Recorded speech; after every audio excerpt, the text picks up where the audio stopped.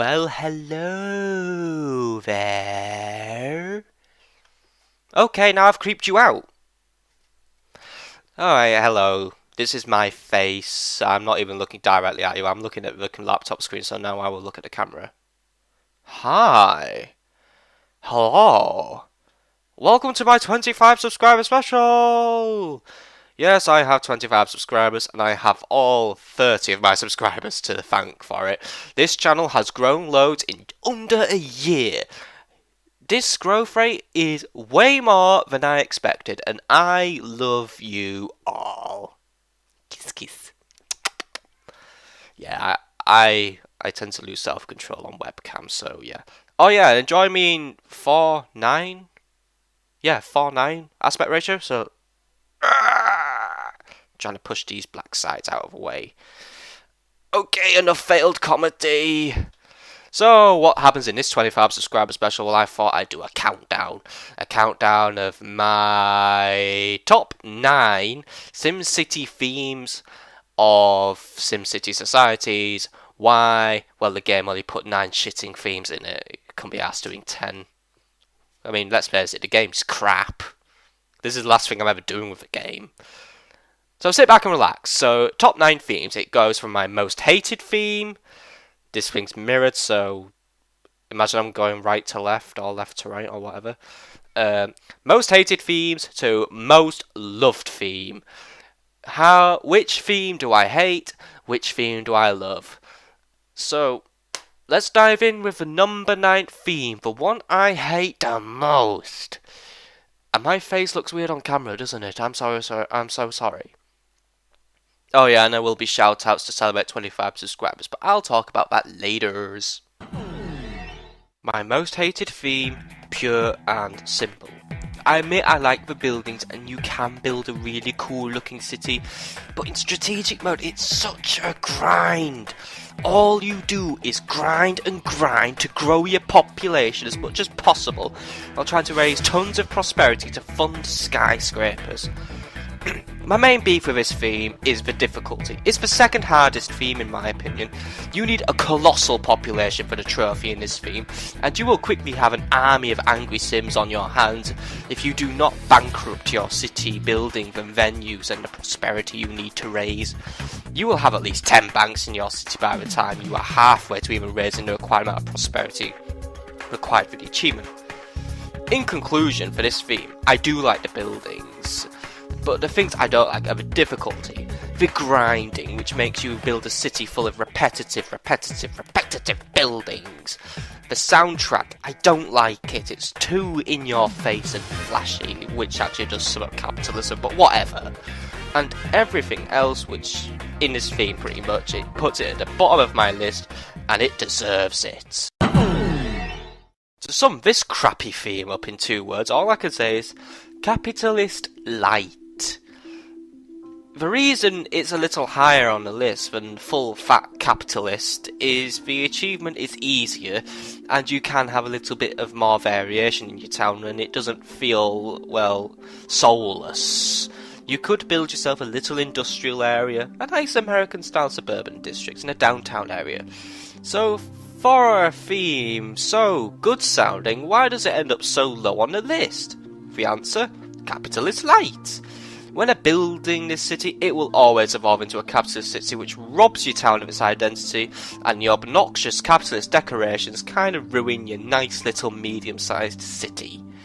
In conclusion, I like that this theme is one of the easier themes, but I just don't like how the fact it is capitalist light. The main reason I don't like this theme is the difficulty. It's very hard. In fact, I think I'm going to say it's the hardest in the game. You are plagued by pollution and CO2 related disasters. Citizens seem to be constantly angry. Strikes are common, which will effectively kill the economy. And there's a lack of building variation, especially in the end game. When I first tried out this theme, I imagined that in the end game I would have a city full of colossal foundries, towering factories. It would look so cool, but my hopes were killed by the fact there were only 2 large factory buildings. The rest were just embarrassingly small. But I do admit the theme does have a generally cool look, but the end game restrains this theme down to 7th place. So to conclude, I like the general look and the soundtrack's okay, but it's the end game and the difficulty that let this theme down. Well, this theme is average. We've left the hate zone and we are into the meh zone. The Romantic City looks really nice and the difficulty is pretty average, but it suffers one of the problems that afflicts the Capitalist theme: too much grinding. One of the goals of this theme is to use a certain amount of creativity, but the buildings provided tend to produce rather than consume creativity, which is annoying, as well as you'll end up cloning several buildings that consume creativity. But I cannot bring myself to dislike the theme, since it does have a decent end game, good look in general, and a pretty nice soundtrack. So to sum that theme up, I like the look in the soundtrack, but it's pretty counterintuitive in terms of building supply. Okay, I really like this theme since we're now in the like zone of this countdown. The Fun City has a nice soundtrack, a very relaxed difficulty, and an achievement that doesn't require constant grinding and building cloning. I would have put this theme at about number 3, but I do feel that the theme is held back by its design, as I felt candy cane lampposts and like sugar sweet traffic lights was kind of pushing the limit, as I do prefer, in my personal opinion, realistic gaming over really far out. And if I'm honest, it was a little bit too slow paced. So to sum that theme up, it's got good difficulty, okay gameplay, but yeah, I think the decorations are pushing the boat out a little too far for my liking. Oh boy, do I love this theme. It looks amazing. The huge government structures and decorations really make this theme stand out. Propaganda televisions, imposing prisons, and slummy residences really make this theme look amazing. But this theme is definitely made with creative mode in mind, as it's the 3rd most difficult theme to play in strategic mode. But a kick-ass soundtrack and amazing building designs keep this theme in the top half of my list. It's got good design, good soundtrack, but maybe a little bit too difficult for strategic mode, but it does work okay in creative mode. Okay, top 3 now. Right, so now my really favourite themes, and number 3 is Small Town. I guess the reason why I really like this theme is that it's got a relaxed difficulty, good pacing, and the design is just so wonderful and wholesome, and it has my favourite piece of soundtrack in the whole game. It is really nice, and I couldn't think of anything wrong with this theme, except maybe we could have gone for a little bit more variation in residential buildings, but I feel I'm being picky. So, I love the design, the soundtrack's amazing, maybe a little bit more building variation. Cyberpunk has by far the best design of all themes. It looks simply beautiful as you build a futuristic neon city with rundown slummy districts and huge gleaming corporate buildings, and it just looks kick-ass. The difficulty is average, the achievement is obtainable without hours of grinding. Even better though, the fact this is a city that I could play enjoyably in both creative and strategic mode.